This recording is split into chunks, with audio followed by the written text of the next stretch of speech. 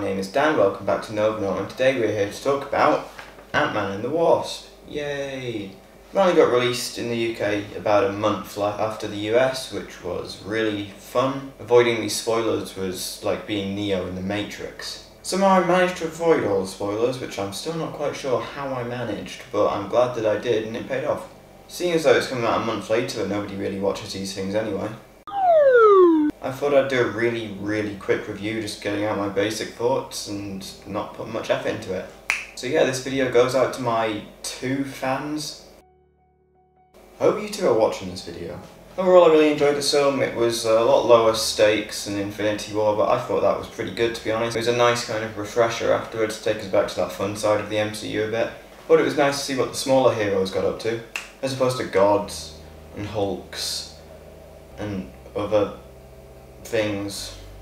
The best part about this film by far for me was the cast. Paul Rudd is phenomenal and charming as ever. I liked how kind of Scott Lang had evolved since the first one, especially with his relationship with his family and his daughter Cassie in particular. That was probably my favourite part of the dynamic between those two. I'm excited to see if they go anywhere with her and kind of follow their Stature or Stinger or whatever the hell she's called nowadays route. Evangeline as Hope Van Dyne, aka the Wasp, was also phenomenal. This is as much her film as Ant-Man's. To be honest, I wasn't a massive fan of her character in Ant-Man. I found her a bit unlikable, but she's completely different in this one, but in a good way. She's different, but not unnaturally so. She has clearly evolved from that same character, but yeah, much more enjoyable and kick-ass this time, and she's now one of my favourites in the MCU, I think. Speaking of Wasp, we've also got Michelle Pfeiffer this time as Janet Van Dyne. That was cool, and it was nice to follow on that from the first film, although she had a surprising lack of screen time. So I'm hoping that there's an Ant-Man and the Wasp 3, and we get to see a bit more of her and Hank Pym's dynamic.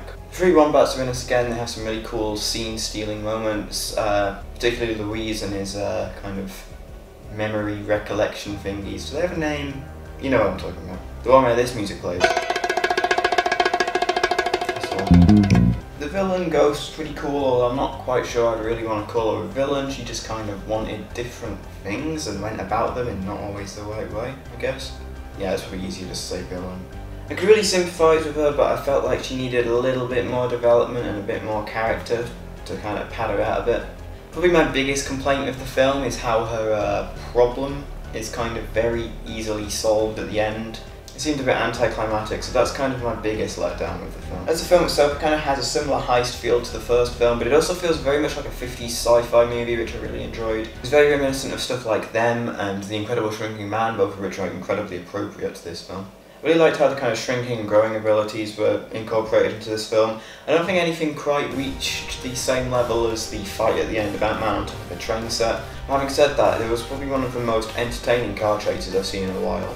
It might not be as exciting the second time around after the first film, but I think they still found some pretty interesting ways to incorporate it into this one that made it entertaining. Skipping right to the end of the film, I really liked the mid-credits scene. That was a real highlight. It was exactly what I was hoping it was going to be. It really set up the future very well, and I'm very excited to see what comes in the next couple of MCU films.